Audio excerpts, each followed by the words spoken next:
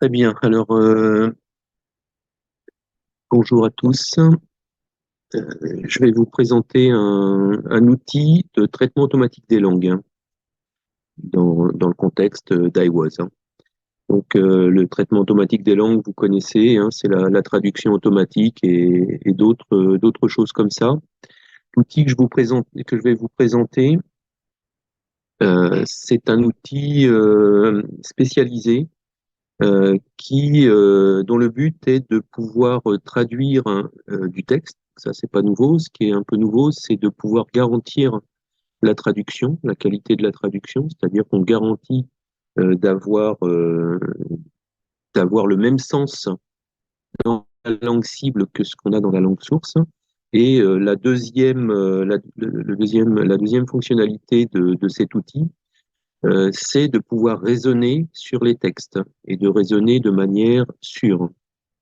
Voilà. Donc ça, c'est quelque chose qui est pas courant. Enfin, je pense qu'on est les seuls à faire ce genre de choses et enfin, au moins de la manière dont on le fait, avec la garantie de sens qu'on a. Et c'est quelque chose, c'est une maquette, un un système exploratoire qu'on a développé pour la direction générale pour l'armement. Voilà. Alors comment ça marche? Alors le premier temps, c'est à partir d'un texte de produire ce qu'on appelle des graphes UNL. Ce sont des représentations du sens qui sont indépendantes de la langue. Ce sont des représentations donc, qu'on appelle sémantiques.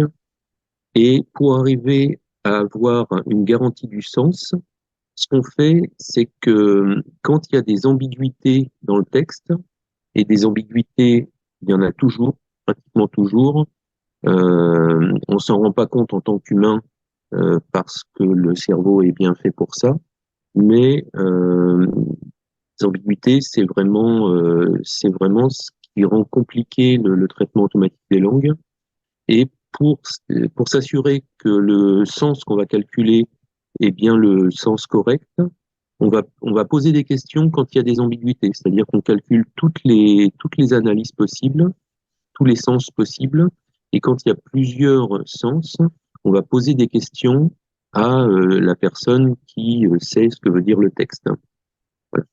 Et donc, c'est le petit dessin interactive disambiguation qui représente ça. Quand on a la réponse de la personne, on va lui demander est-ce que c'est tel sens ou tel sens. On va mémoriser la réponse dans des ce qu'on appelle ici mémoire d'ambiguïté, c'est-à-dire dans les différents sens possibles, lequel est le sens correct. Voilà. Et une fois qu'on a fait ça, ben, on transforme le résultat de l'analyse en graphe UNL, UNL étant une norme, un standard, qui existe depuis plus de 20 ans pour représenter le sens. Voilà. C'est une des représentations les plus répandues, disons, euh, pour représenter le sens. Voilà. Alors, comme Excuse-moi, Vincent, je me permets de t'interrompre pour te dire qu'on a Jessica Herrey qui représente le Be Brave Movement, qui est un mouvement international de survivants, d'accord. qui a la gentillesse de nous joindre. Et en fait, si on peut, est-ce que à chaque slide, à la fin, je peux juste faire une petite phrase en anglais pour résumer l'idée? Ah, Jessica parle pas français? Non, non, si, je parle pas français. Ah, Pardon, very aujourd'hui. good. Ah, Et it's je parle français. wonderful. Et en Si. fait, c'est heureux d'être là en personne aussi, Muriel. J'arrive tout de suite. Excellent. Alors c'est bon. C'est bon, merci. D'accord. Sinon, je peux essayer de le faire en anglais, mais c'est Non, moins pratique pour moi. c'est bon. C'est bon? Ok, ben, Muriel, tu pourras peut-être compléter pour la version en ligne, peut-être avec un résumé en anglais, si tu veux. Ouais, ouais, je pense que ça vaut le coup de faire connaître tout ça. Merci. Voilà, au moins les transparents sont en français. Voilà. Mais n'hésitez pas à poser des questions, par contre, s'il y a des choses pas claires. Euh, donc, à la fin de cette première étape, on a donc une représentation qui est en bijection en fait avec le texte source. On peut refabriquer le texte source à partir de ce qu'on a calculé ici, c'est-à-dire que pour les gens qui connaissent un peu le traitement automatique des langues et les systèmes qui permettent de l'analyse, on fait de l'analyse vraiment complète, vraiment détaillée. Voilà. Alors ça, c'est un exemple de dialogue avec l'utilisateur pour lever les ambiguïtés. Donc, par exemple, ici, on avait une phrase qui vient d'une spécification technique. Et ce qui est entre parenthèses ici est ambigu. Gestionnaire opérationnel ou contrôleur d'un CDC ou d'un ARS. Donc on voit que on ne sait pas bien si gestionnaire opérationnel, c'est un gestionnaire opérationnel tout court ou si c'est un gestionnaire opérationnel d'un CDC ou d'un ARS. D'accord? Ce qu'on appelle le problème de la portée des compléments. Donc d'un CDC ou d'un ARS, on ne sait pas si c'est le complément seulement de contrôleur ou si c'est le complément des deux. Si on dit par exemple un cahier et un classeur rouge, on ne sait pas si le cahier est rouge aussi. Un problème dit de rattachement aussi. Voilà. Donc là, il y a deux sens possibles, deux interprétations possibles. Donc on pose la question à l'utilisateur et une fois que l'utilisateur a répondu, il est l'ambiguïté est levée. Comme on a vu tout à l'heure, on va mémoriser ça pour pouvoir l'utiliser par la suite, parce que dans le texte source, l'ambiguïté reste. Donc l'utilisateur ou le lecteur du document peut être aussi intéressé quand il se dit, tiens, quel est le sens vraiment de cette partie entre parenthèses? Et ben, il a la réponse dans le petit fichier, le petit document joint. D'accord? Voilà. Et donc, quand on a répondu à la question, on obtient un graphe UNL. Ça, c'est un exemple de graphe UNL. Ici, en haut, c'est la phrase qu'on analyse. Donc, le système doit permettre à un opérateur de désactiver la veille de l'écran d'une position de contrôle. C'est un peu du charabia pour les gens qui ne sont pas spécialistes. Et vous voyez le début, là, le système doit permettre à un opérateur de désactiver la veille. Donc on voit ici permettre, il se retrouve sous la forme du concept allow. Donc ici, on voit que les concepts dans les rectangles bleus sont écrits en anglais, mais ce sont des concepts abstraits. UNL a choisi d'utiliser des mots de l'anglais pour que tout le monde puisse, enfin, comme c'est une langue véhiculaire, pour que tout le monde puisse comprendre les graphes UNL. Par contre, on peut très bien avoir des mots qui n'existent pas dans toutes les langues et qui sont exprimés sous cette forme-là. C'est le principe de base du UNL. D'accord? Alors, et donc on voit en dessous un autre rectangle avec système. Hein, et entre les deux, on a une flèche qui dit que le système est l'agent du concept de permettre. Donc, c'est l'agent, c'est celui qui fait l'action. Donc, le système permet. AOJ, c'est le symbole qui exprime que le système est l'agent. Et c'est ce qu'on appelle un agent non volitif, c'est-à-dire un agent qui ne le fait pas exprès, enfin, c'est pas une action volontaire. Par exemple, on dit l'enfant est tombé, il n'a pas fait exprès. Donc la relation, c'est une relation d'agent, mais l'enfant l'a pas fait exprès. On appelle ça un agent non volitif. C'est pas la peine, c'est pas la même chose que l'enfant mange sa soupe. Donc là, il le fait volontairement. Enfin, espérer. Voilà. Et pour chaque relation sémantique, comme ici on a A ou J, on a une interprétation. Voilà. Et la phrase, vous voyez, le système doit permettre, donc c'est pas le système permet, c'est le système doit permettre. Mais ici, la modalité, ce qu'on appelle la modalité, donc ici on doit faire quelque chose, se retrouve sous la forme ici d'un attribut qui est rajouté au concept. Donc obligation, c'est l'attribut qui dit que c'est pas le système permet, mais c'est le système doit permettre. Et on a d'autres attributs. Ici, on a le fait que c'est au présent, donc ça se passe à l'instant présent. Pour système, on voit que c'est un article défini qui est devant, c'est pas ce système, c'est pas un système, c'est le système, et que c'est au singulier. Voilà. Bon, et tout le graphe est fait comme ça. Moi, je ne vais pas vous faire un cours sur UNL, mais on voit par exemple ici, on a la relation ben pour bénéficiaire. Donc, le bénéficiaire du système doit permettre, c'est l'opérateur. Et ici, on voit une autre flèche avec agent, et donc c'est l'agent qui désactive.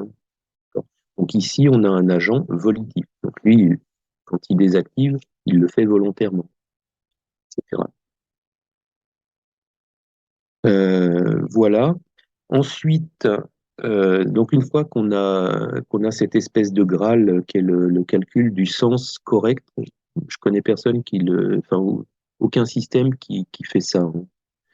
Une fois qu'on a calculé une représentation complète du sens et qu'on peut garantir qu'elle est juste, après on peut faire deux choses. Donc la première des deux choses, c'est euh, traduire. D'accord? Donc à partir du graphe UNL, on voit en bas un chemin vers un petit drapeau français, un petit drapeau britannique, etc.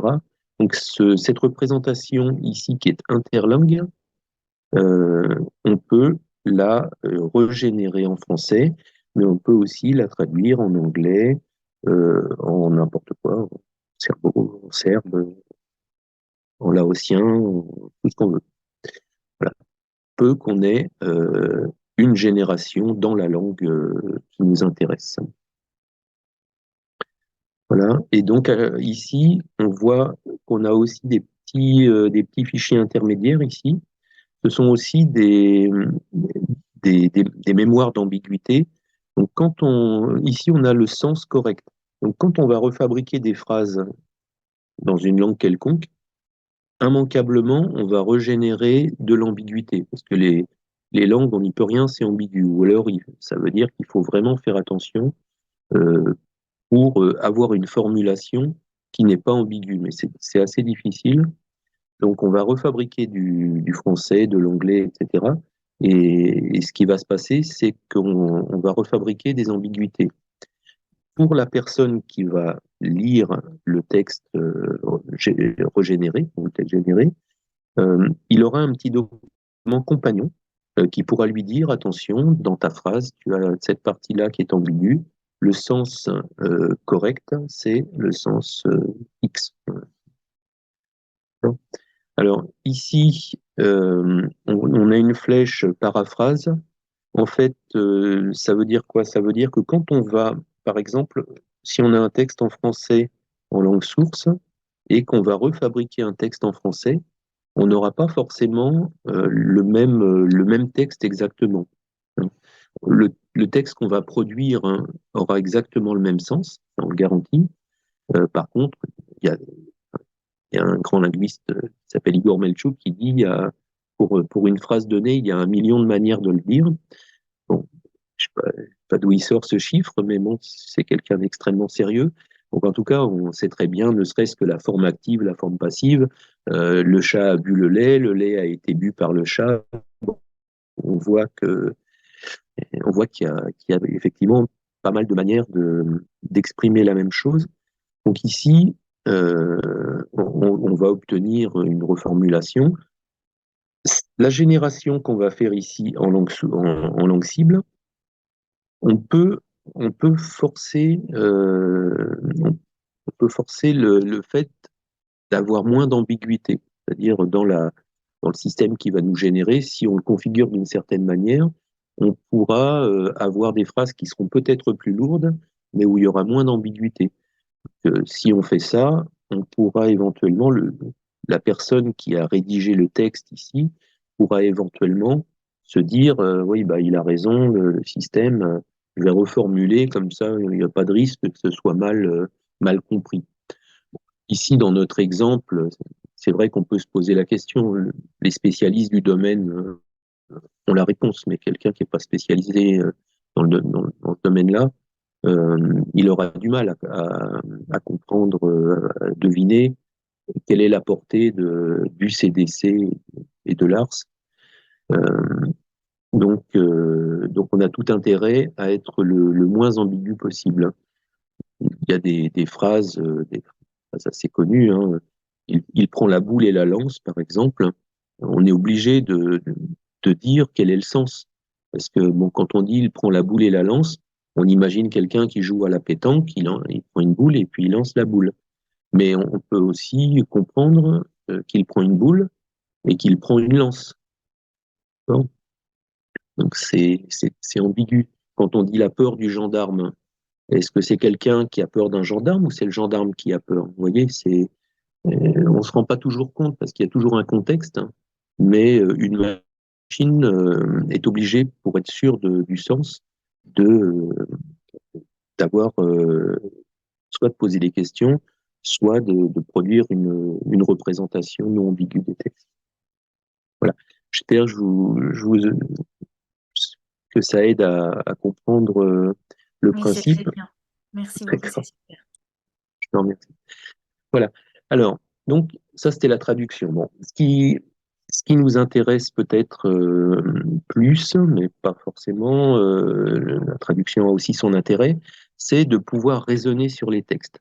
Là, je vais d'abord vous expliquer un petit peu le principe.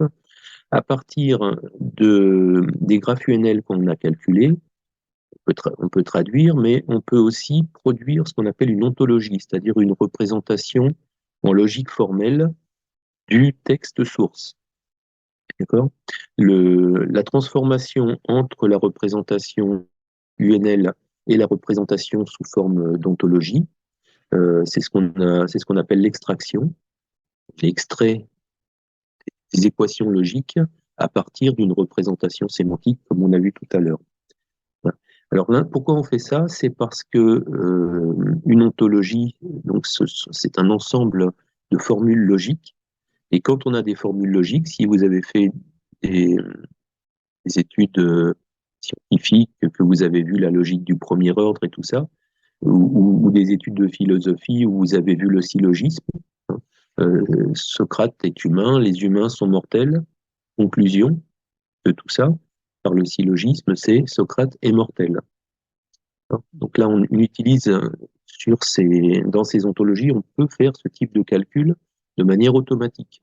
C'est pour ça qu'on calcule, qu'on produit cette représentation sous forme d'ontologie. Donc ici, entre parenthèses, j'ai mis OWL. Bon, c'est un standard le plus connu, je pense, pour les ontologies. C'est le standard qui a été défini pour ce qu'on appelle le web sémantique, c'est-à-dire Web 3.0. Enfin, c'est ce qui a pour but, disons, d'avoir une représentation justement du web sur laquelle on peut facilement venir faire des requêtes. Et donc ces requêtes qu'on fait, alors bon là c'est un exemple d'ontologie, enfin c'est une représentation des ontologies. Voilà, les concepts, les classes qu'on appelle les classes, donc sont représentés par des cercles et il y a des relations logiques entre ces cercles. C'est trop petit pour qu'on voit, mais vous imaginez, le petit chat boit le lait, donc quelque part, on va avoir un cercle avec un chat, on va avoir un cercle avec du lait, on va avoir un cercle avec le fait de boire, et il y aura une relation qui reliera tout ça. Il y aura certainement aussi quelque chose qui dira que le chat, c'est un mammifère, que le mammifère, c'est une chose animée, etc. Enfin, voilà. Voilà. Et donc, Donc, ce que je vous disais, c'est qu'une fois qu'on a cette ontologie en OWL, on peut venir faire des requêtes dessus, un petit peu comme on fait des requêtes en SQL sur des bases de données, hein, pour ceux qui utilisent des bases de données. Donc là, on a quelque chose, c'est pas du SQL, c'est du SPARQL, Sparkle, on dit en anglais, euh, qui est un langage d'interrogation qui ressemble beaucoup au SQL finalement. Et qui est spécialisé pour faire des requêtes sur des représentations comme ça, en particulier en OWL. Donc, qu'est-ce que c'est qu'une requête? Bah, c'est quelque chose qui va venir, par exemple, demander à vérifier que l'ensemble de l'ontologie est cohérente. Alors, si l'ontologie est faite à partir d'une phrase qui dit je sais pas moi, par exemple, la fenêtre est ouverte, et une autre qui dit la fenêtre est fermée, bon, il faut aussi préciser à quelle heure, etc. Mais enfin, si à la même heure, la même fenêtre est ouverte et la même fenêtre est fermée, on peut créer des règles qui ont vérifié qu'il y a une incohérence. Voilà. Donc ce type de requête permet justement d'avoir une garantie que le texte qu'on a en entrée est entièrement cohérent. Nous, on utilise beaucoup ça. Enfin, c'était l'un des buts du projet pour la Direction générale pour l'armement, c'était de vérifier que des spécifications n'avaient pas de contradiction, ou qu'une spécification, il lui manquait pas une information. Par exemple, si on dit je sais pas, la machine s'alimente en 220 volts, on va, on va pouvoir dire, bah oui, mais il manque une tolérance. C'est 220 volts, plus ou moins combien de volts, quelque chose comme ça. Voilà. C'est ce type de choses, mais on peut aussi, enfin, là, c'est l'esprit humain qui est la limite, parce que les règles Sparkle on peut appliquer sur cette ontologie, ça peut être n'importe quoi. Ça peut être aller chercher la moyenne d'âge. Si par exemple on a analysé un tableau avec des informations sur les personnes qui travaillent dans une entreprise, par exemple, on peut aller chercher toutes les personnes qui ont entre 30 et 40 ans et qui habitent à moins de 10 km je sais pas, de Perpignan. Voilà, on peut poser pratiquement toutes les questions qu'on peut imaginer. Voilà. Et donc, une fois qu'on a posé ces questions, entre guillemets, hein, une fois qu'on a appliqué ces règles sur l'ontologie, le résultat de la requête, en fonction de ce qu'on veut avoir comme information, on va pouvoir la formuler sous forme de phrase qu'on va envoyer à l'utilisateur. Donc, ce qu'on fait pour ça, c'est qu'on va fabriquer un petit graphe UNL avec l'information qu'on veut envoyer à l'utilisateur. Et ensuite, même chose que tout à l'heure, cette représentation en UNL, si on a affaire à un français, on va produire du texte en français. Si on a un anglais, on produit du texte en anglais. Si on a du russe, on produit du texte en russe. Voilà. Et on peut produire aussi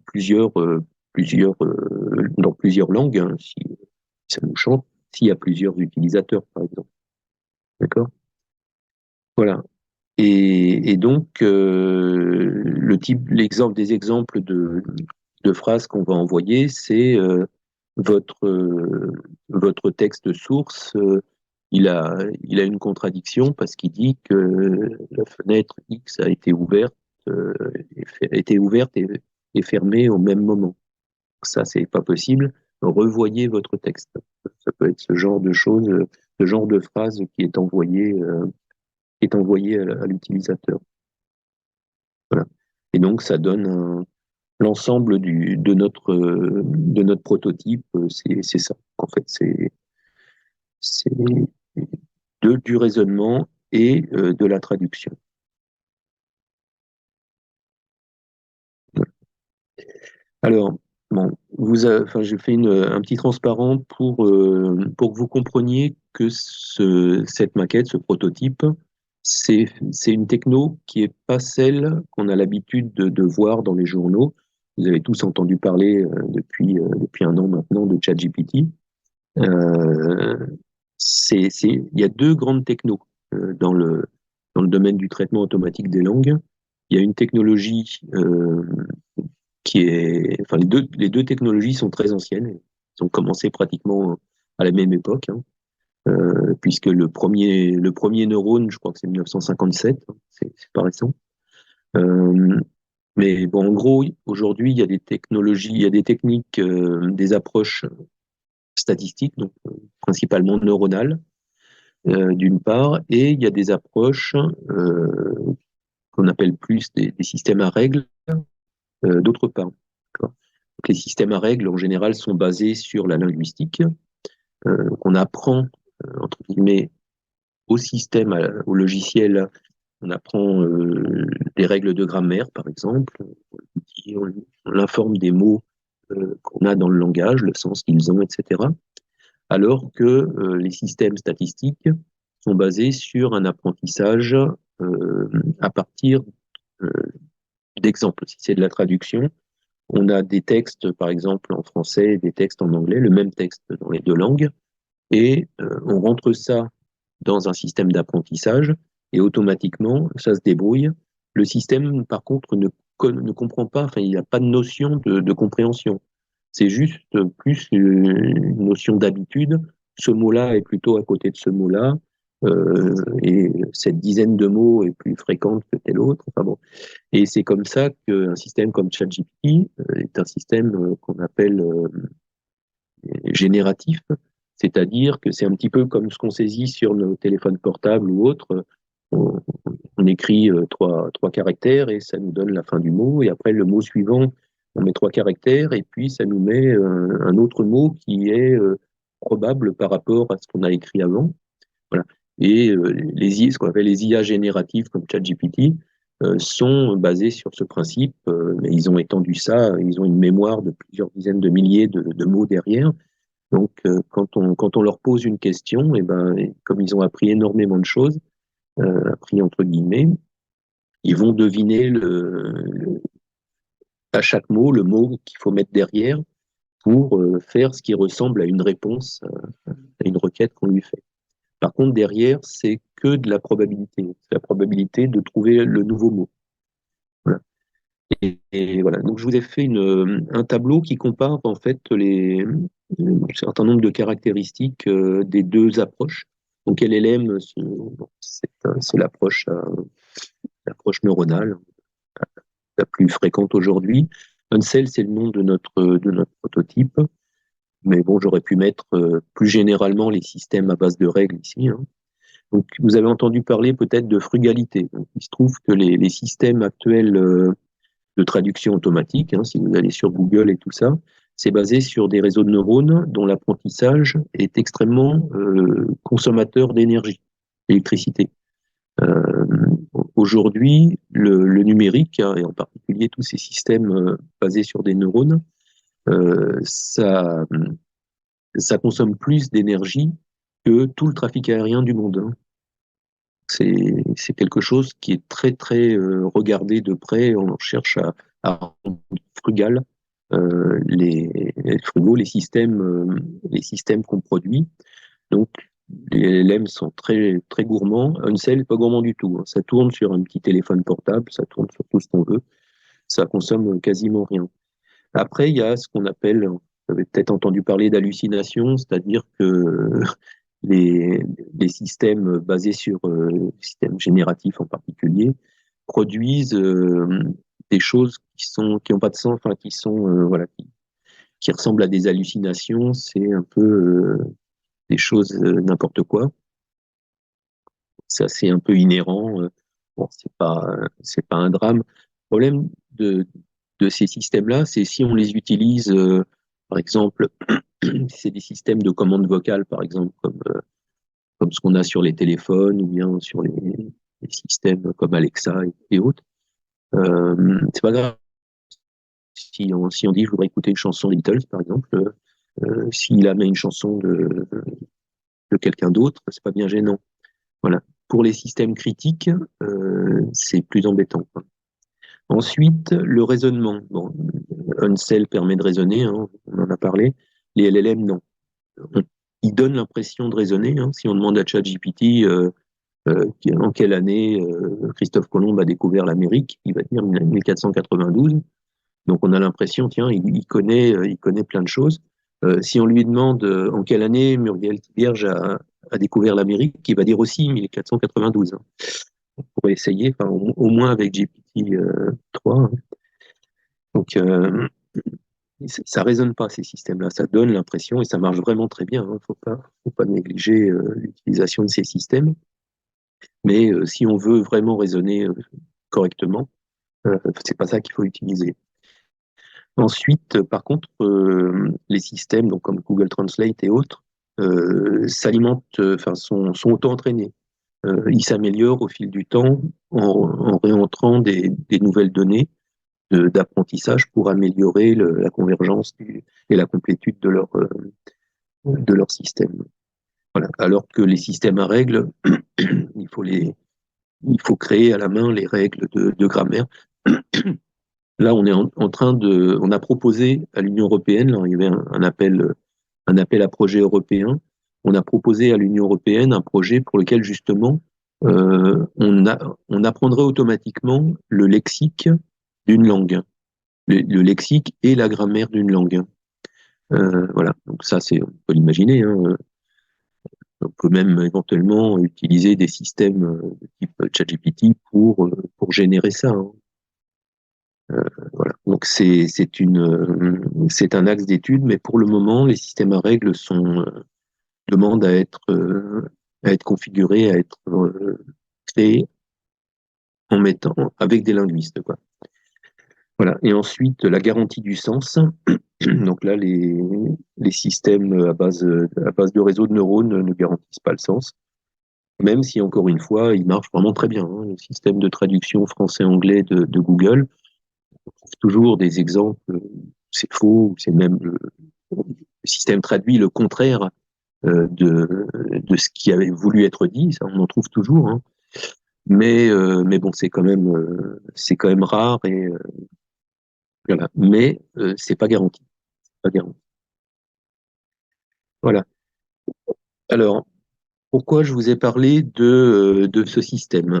Eh ben, parce que en fait, il peut avoir des applications dans plein de domaines et en particulier dans le domaine qui nous intéresse. Si on imagine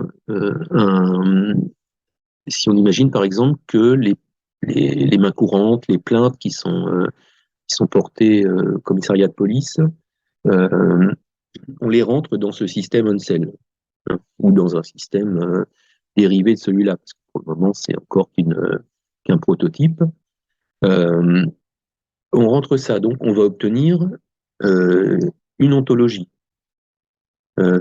qui va être l'image des, des mains courantes ou des plaintes. Et donc, on va pouvoir raisonner sur ce contenu pour, par exemple, aller chercher, tiens, il y a eu un tel crime, par exemple, sur un enfant de tel âge, etc. Et ça a été dans cette région-là, et puis le mode opératoire, ça a été tel qu'il est décrit, voilà. Et donc, on peut éventuellement faire des corrélations entre des choses qui se sont passées peut-être 5 ans avant. Vous voyez, enfin, voilà, on peut chercher à faire des corrélations. Et ça, c'est très intéressant parce que il y a beaucoup de cas quand même. Et bon, si on met une personne pour faire ce travail d'essayer de trouver avec du papier ou même si c'est informatisé, hein, c'est assez long. Alors que là, bah, il suffit d'avoir la bonne requête Sparkle, ou les bonnes requêtes pour aller chercher des informations comme quoi, voilà, ce crime, on peut le rapprocher de tel autre crime ou de tels autres crimes euh, qui ont lieu par le passé. Voilà. Et ce que je mettais ici aussi, c'est qu'on peut aussi imaginer d'avoir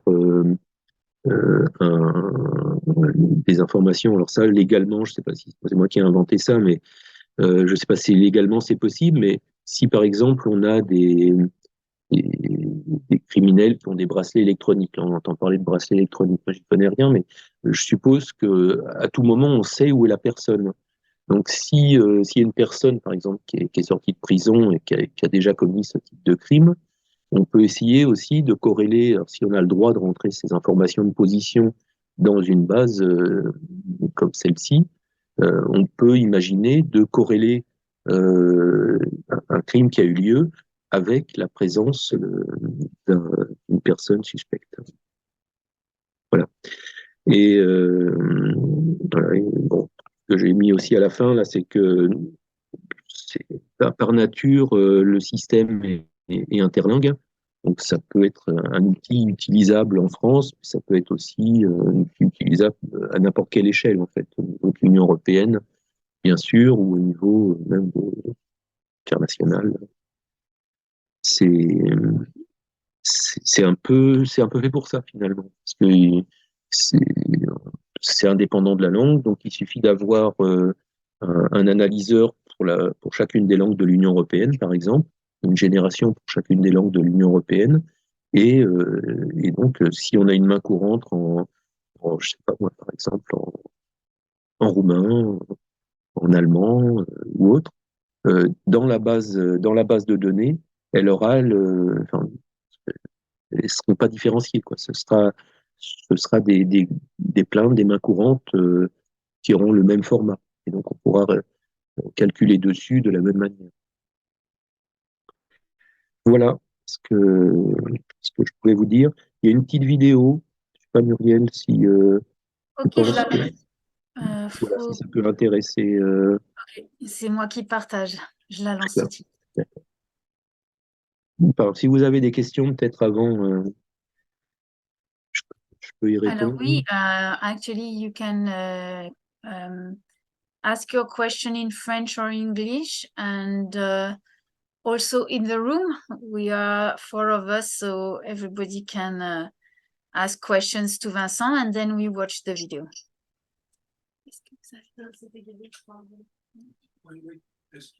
Viens parler au micro.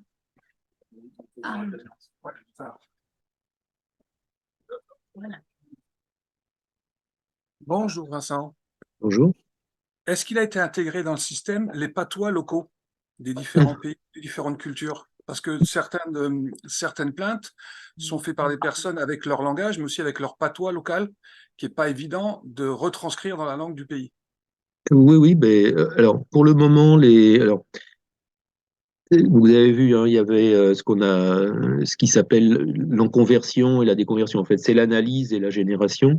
Euh, alors UNL était au départ un projet de l'Université des Nations Unies à Tokyo. La norme UNL a été définie par Hiroshi Uchida à Tokyo. Euh, il y a eu, au démarrage de ce projet, au début des années 90, il y a eu une trentaine de langues, enfin, il y a eu des systèmes qui ont été faits pour une trentaine de langues. Aujourd'hui, il n'y a pas de système pour les patois. Hein. Les patois.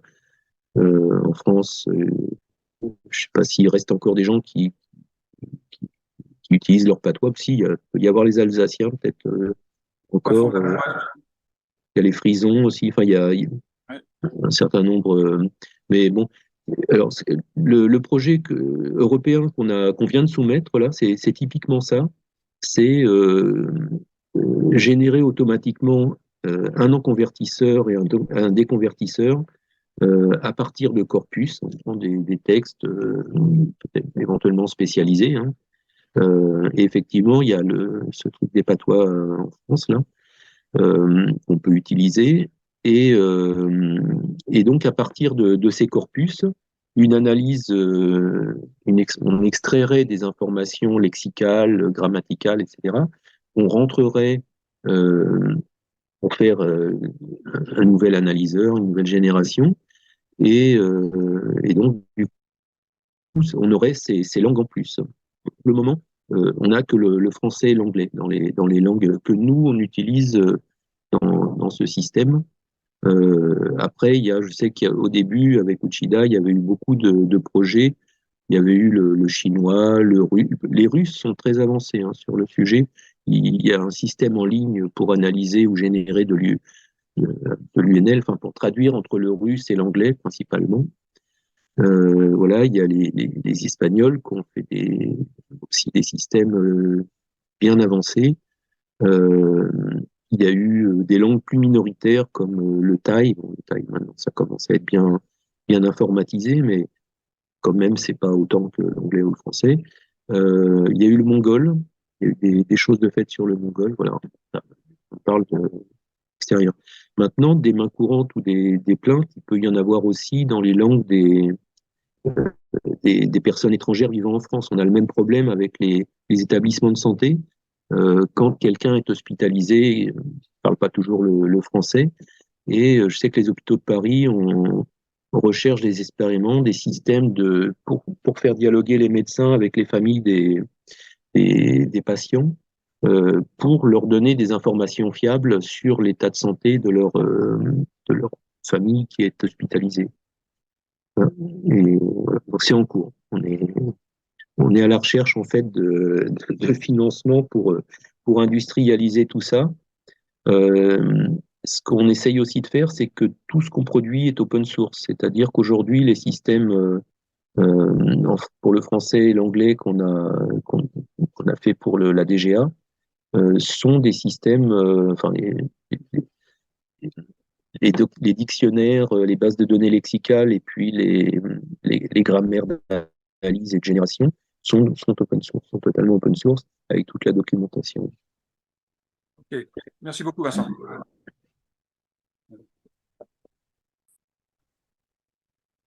Bonjour, Gerolf, merci pour l'exposé. J'ai posé la question en français, après je la traduirai en anglais parce que je suis pas sûr que tout le monde soit francophone dans le truc. Ma question, c'est, tu as dit que il fallait à un moment établir une ontologie que tu as appelée ontocrime, pour être, enfin, qui est, je pense, adaptée au contexte particulier de la prise de plainte dans ce contexte. Donc ma question, c'est, alors si j'ai bien compris, l'ontologie, c'est sans doute expliciter un certain nombre de règles liées à ce contexte-là. Alors, je ne sais pas si j'ai bien compris ça. Et ma question, c'est en fait, qu'est-ce que c'est que d'établir une nouvelle ontologie? Est-ce que c'est quelque chose qui se fait de manière un peu incrémentale, exemple après exemple, ou est-ce que c'est quelque chose qu'on définit a priori et quel niveau d'effort ça représente? Tu veux traduire en anglais tout ça? Je vais juste traduire en anglais de façon un peu plus simplement. Yeah, just in English, my question is, Vincent told that there was a need to establish an ontology adapted to the context of the complaints that we are dealing with. And my question is, what does it represent to establish an ontology? Do we have to write rules up front, or are the rules deducted from examples and then more and more relevant? And more generally, what size of effort does it represent to do that? Voilà, donc ça c'est une question de quelqu'un qui sait c'est une ontologie. Et voilà. Alors pour répondre à cette question, je vais répondre en français d'abord. Les ontologies, usuellement, ce qu'on voit partout, c'est des choses qu'on fait à la main. C'est des choses qui représentent une partie du monde, la partie du monde qui nous intéresse. Par exemple, je sais pas, dans le domaine aéronautique, ça peut être comment est fait un avion particulier, etc. Et en général, c'est fait à la main. Alors, j'en ai pas parlé parce que ça demande de savoir ce qu'est une ontologie, mais alors, ce qu'on fait nous, quand on parle d'ontologie, en fait, c'est pas une ontologie complète du domaine, c'est une ontologie, mais qui est simplement l'image des textes qu'on a analysés. Donc, par exemple, je vais être concret. Si on a des mains courantes, dans l'ontologie, on va savoir que telle personne, tel enfant, par exemple, a été agressé, de quelle manière, à quelle date, à quel endroit, etc. C'est ça qui va être dans l'ontologie. Par contre, le système qu'on a actuellement va pas avoir, sauf si on le crée à la main, ou si on le crée autrement d'ailleurs, va pas avoir des informations qui vont être, par exemple, qu'est-ce que c'est un crime, qu'est-ce que c'est la pédocriminalité, par exemple, ou qu'est-ce que c'est que le viol, par exemple, ou qu'est-ce que c'est. Ces informations-là n'y seront pas, d'accord. Et bon, pour les gens qui connaissent les ontologies, donc en général, les ontologies, leur problème, c'est que c'est assez lourd à faire, parce que ça, on les fait largement à la main, même s'il y a des procédés pour faciliter le travail. Et, mais ce qu'il faut comprendre, c'est que les ontologies dont on parle dans ce projet Unseld, Cindy, pouvez-vous fermer votre micro, s'il vous plaît? ces ontologies sont créées automatiquement à partir des textes. Je ne sais pas si c'est clair. Il n'y a rien qui est fait à la main, quoi. C'est une extraction qui est faite à partir des textes. Alors maintenant, le même type de système, effectivement, si on veut pouvoir raisonner de manière riche dans un domaine, il faut avoir des connaissances sur ce domaine. Donc, à ce moment-là, il y a deux possibilités. Soit on a déjà une ontologie dans le domaine de la criminalité, par exemple, et en OWL, on la rajoute, et donc ça nous fait des connaissances en plus dans l'ontologie. Soit on n'a pas cette ontologie, ces informations sous forme d'ontologie, auquel cas on peut aussi, ça il faut avoir des bons analyseurs, mais on peut aussi prendre des livres qui expliquent le domaine et produire l'ontologie à partir de ces livres. Donc, ça, pour le moment, on n'a pas des analyseurs suffisamment riches pour le faire, mais c'est tout à fait, à terme, avec le projet européen, c'est tout à fait des choses qu'on pourrait envisager de faire. Voilà. Donc, je ne sais pas si j'ai bien répondu à la question, mais donc ces ontologies que l'on produit ne sont l'image que des textes qu'on a analysés.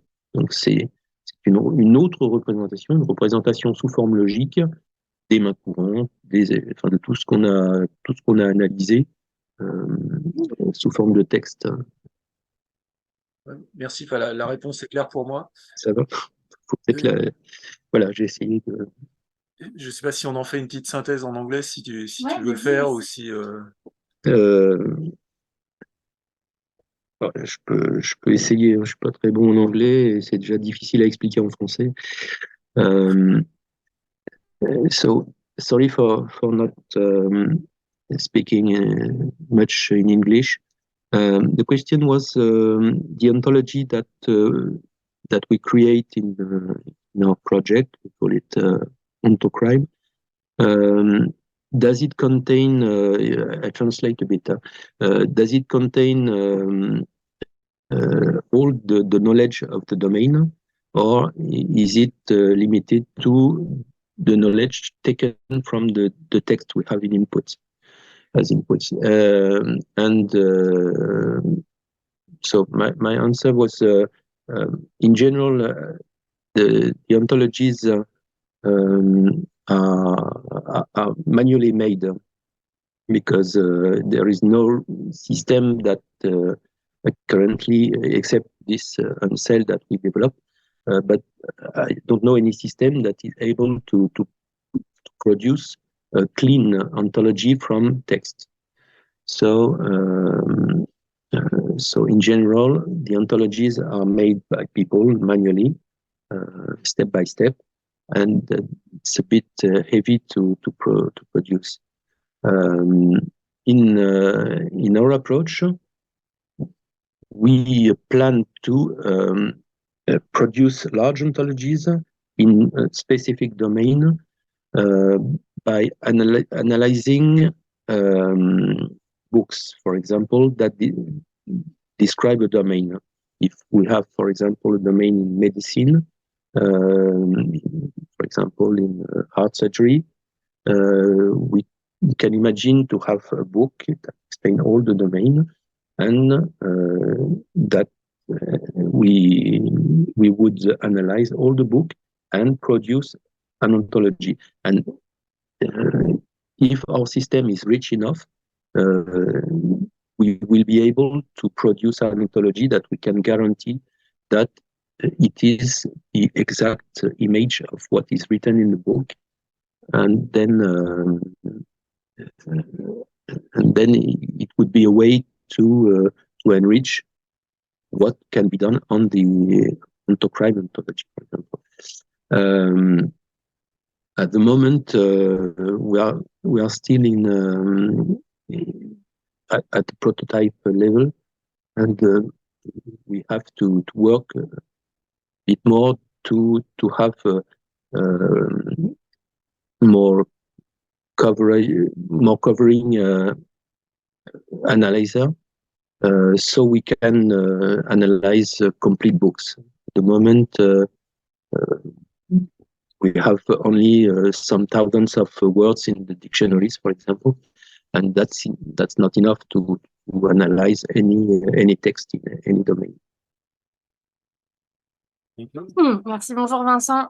Moi, j'avais une question. Donc, pour revenir, vous dites que, en fait, pour faire le système d'ontologie, vous analysez des ouvrages et vous analysez des livres pour coller au plus près de, je comprends, la réalité d'un concept et pour le traduire.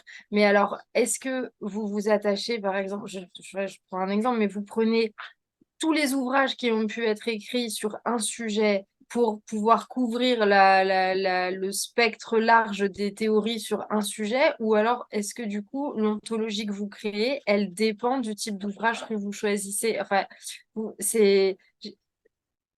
par exemple, je sais pas, un sujet scientifique, vous allez avoir 4 scientifiques qui ont écrit dessus, ils ont écrit 4 choses différentes. Comment vous faites pour réconcilier les concepts? J'ai pas beaucoup réfléchi à ce type de questions. Enfin, alors, tout à l'heure, quand j'ai parlé un petit peu de ce qu'on pouvait faire au niveau des règles Sparkle sur les ontologies, on a vu que il y avait des règles relativement simples qui permettaient de détecter des incohérences. Donc, si par exemple, je sais pas moi, il y a quelqu'un qui dit dans un domaine que le temps d'incubation d'une maladie est d'une semaine, il y en a un autre qui dit que pour la même maladie, c'est 10 jours. Ben, nous, ce qu'on sait faire, c'est dire, ben voilà, enfin, si on analyse les deux, si on analyse les deux, on va se retrouver avec une incohérence. Et donc, nous, ce qu'on saura faire, c'est dire, dans notre base de connaissances, il y a des contradictions. Et voilà, il y a une phrase à tel endroit de tel livre qui dit une semaine, et dans tel autre livre, il y a telle phrase, telle page qui dit 10 jours. Et voilà, mais on va pas.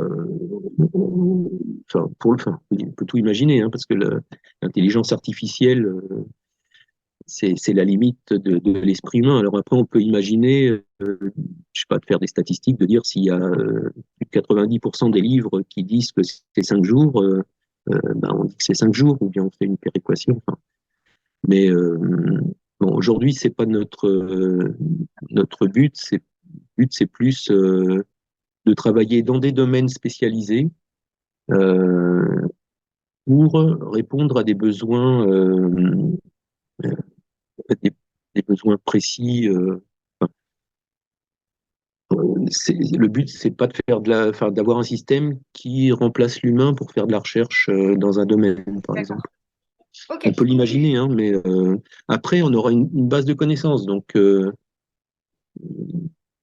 après, ça peut être un moyen, peut-être, de dire, voilà, il y a un problème, on a des contradictions. Dans la littérature, les gens disent des choses différentes, mais en fait, ils disent pas que l'autre a tort. Donc, qu'est-ce qu'il faut en déduire, quoi. Donc, par exemple, sur la durée de 5 jours, 7 jours, 10 jours, bah, il faut peut-être enrichir, hein, l'ontologie pour dire c'est entre 5 et 10 jours. On n'a pas eu de cas, voilà, on peut peut-être faire quelque chose plus ou moins automatiquement. Enfin, je pense qu'il faut le faire avec des spécialistes qui va dire bon ben on a des choses différentes, mais c'est lié à des problèmes de statistiques.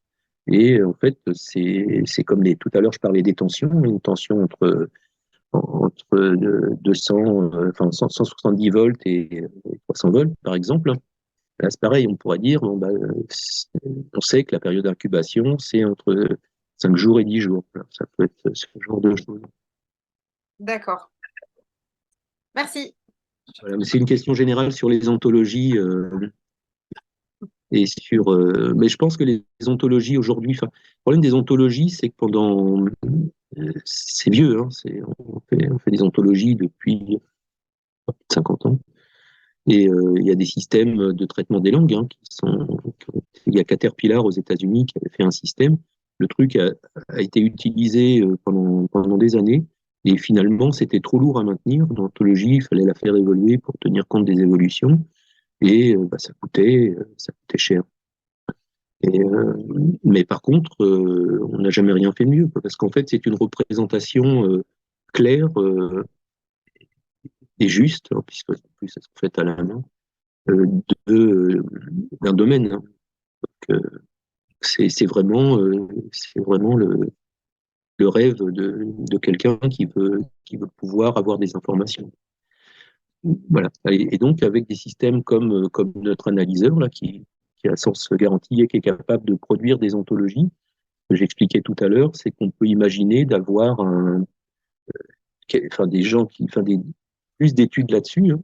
Notre truc, il marche. Hein. Donc déjà, on peut prendre celui-là, mais certainement qu'on peut encore l'enrichir, l'améliorer, le rendre plus performant, etc., pour produire justement ces ontologies. Et des systèmes comme les IA génératives d'aujourd'hui pourraient très bien fusionner dans des systèmes hybrides qui utiliseraient des informations pour répondre à des questions.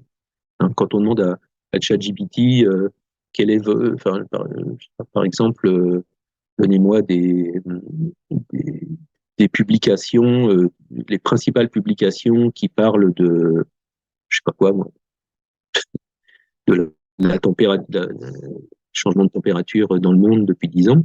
Je ne sais pas où il en est aujourd'hui, mais pendant un des gros problèmes avec ChatGPT, c'est qu'il inventait les références bibliographiques. Quoi.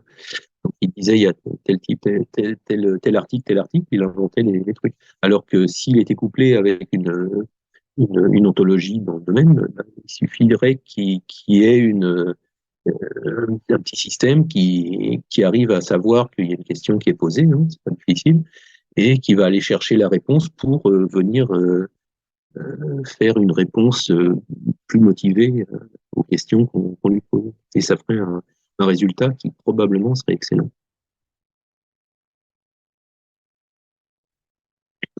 Oui, donc nous, on se connaît parce que donc tu travailles chez CS Group qui fait des systèmes de défense très perfectionnés. On a la chance qu'en plus, il y a encore un financement européen qui va encore perfectionner ce que vous faites. Nous, on n'est qu'une association, on essaye de travailler en lien avec les services d'État, que ce soit protection de l'enfance. Je vois Cindy Duhamel qui est là, qui nous a fait l'honneur de nous rejoindre. Et évidemment, on essaye de parler à l'OFMIN et voilà, toutes ces personnes ministère de l'Intérieur pour innover ensemble.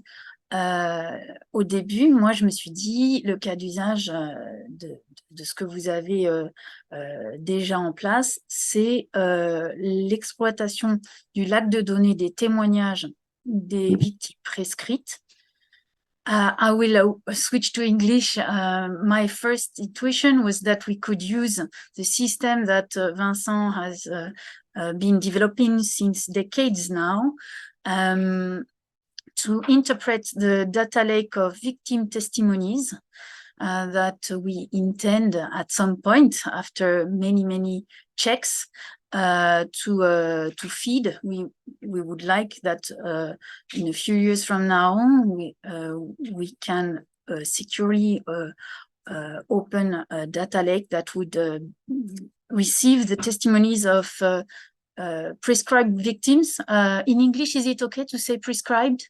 I mean, when the statute of limitation is reached. No, a victim that has reached the statute of limitation. Expired, okay, let's say. When you cannot go to legal to have a trial, and that actually your story is like stored somewhere in the Palais de Justice, and you perfectly know that it really doesn't help for protecting nowadays kids, because actually nobody is aware of your case. So there is no action actually based on this survivor story. And of course, it is due to amnesia. These stories come up a long time later. And next we have Muriel Salmona, specialist of traumatic amnesia, who's going to talk. So there is a real use case. And this was the tiny scope that I envisaged for this huge technology. And luckily, Vincent has really emphasized that it's so useful for broader use cases, which mean much more data than our survivors data lake. So I think it really can trigger some interest. And as well, it can not only trigger interest on the Interior Ministry side, but also the Protection de l'Enfance, all the organizations, public, private, associations that work around Protection de l'Enfance. I think more and more they're digitalized. They need to interpret natural language. Donc, d'être capable d'interpréter le langage naturel dans ces systèmes que possèdent, par exemple, les départements concernant l'enfance. C'est énormément de choses qui doivent être outillées et perfectionnées. Et iWOS, en sa qualité en fait d'association qui inspire des innovations digitales au service de l'enfance, est là pour aider justement à s'emparer des technologies, et dont celle de Vincent. So I think we can make a great leap forward together thanks to this technology. Normally, Muriel will join us. There are a few minutes more until she does. Anybody is welcome to ask questions, especially the participants, the remote participants. Jessica, come. There's still one question in the room. En anglais? Ouais, vas-y, comme ça, Wendy, elle va. Merci Vincent. Si vous préférez, je peux faire en français, mais même chose. Désolée pour mon français, les fautes de grammaire. Je suis juste curieuse, comment ça coûte ce projet-là, par exemple, pour ajouter les complexités pour faire une échelle en Union européenne? C'est quoi le budget? Quels sont les coûts pour ça? Pour faire un projet ça? Pour arriver jusqu'à quel niveau? Imagine si on est intéressé pour, je sais pas, pour ajouter ça. On a ça en français seulement maintenant, c'est ça que j'ai compris? Il y a dans un... Français et anglais, oui, on a commencé l'anglais, enfin, c'est pas le plus difficile. En fait, Donc, par exemple, faire en allemand, d'ajouter notre langue. Alors, l'allemand, après, alors, je vais avoir une réponse de Normand, parce que je suis normand. Alors, si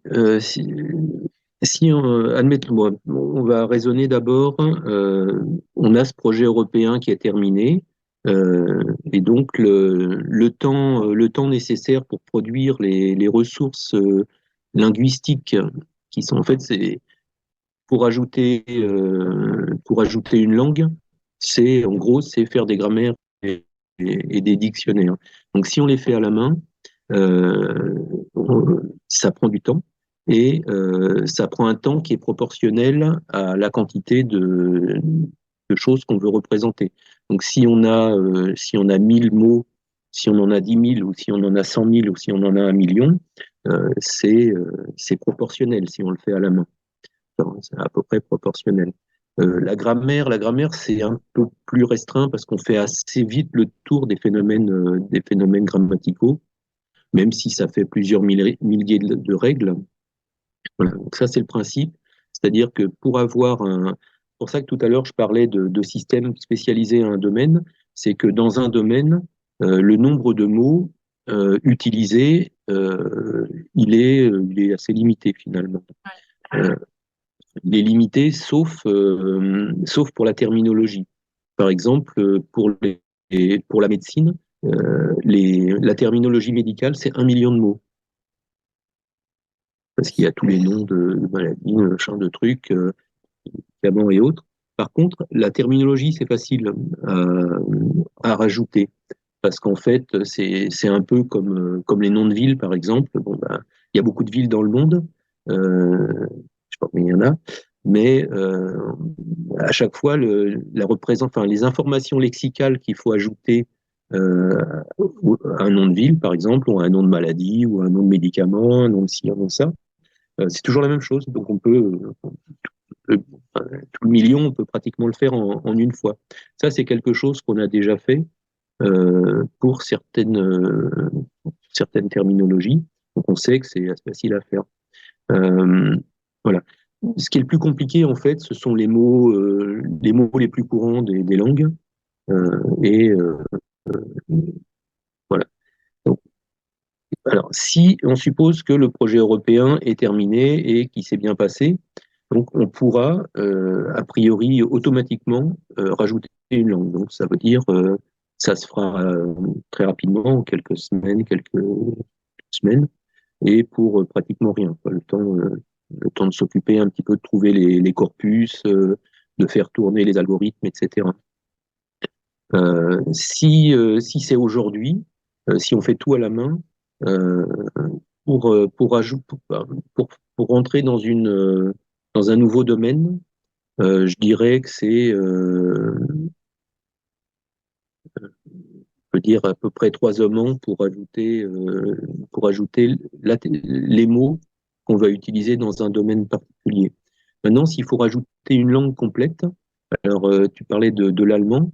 L'allemand est particulièrement difficile au niveau morphologique à traiter.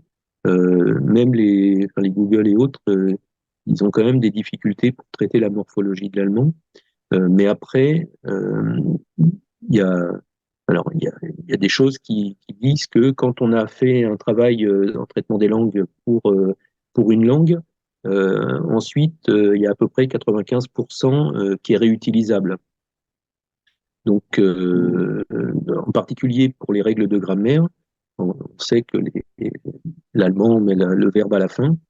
Bon, ça ne change pas grand-chose sur les règles de grammaire finalement. C'est juste qu'il faut, dans les règles qui disent qu'en français c'est sujet, verbe, complément, il suffit de dire que c'est sujet, complément, verbe.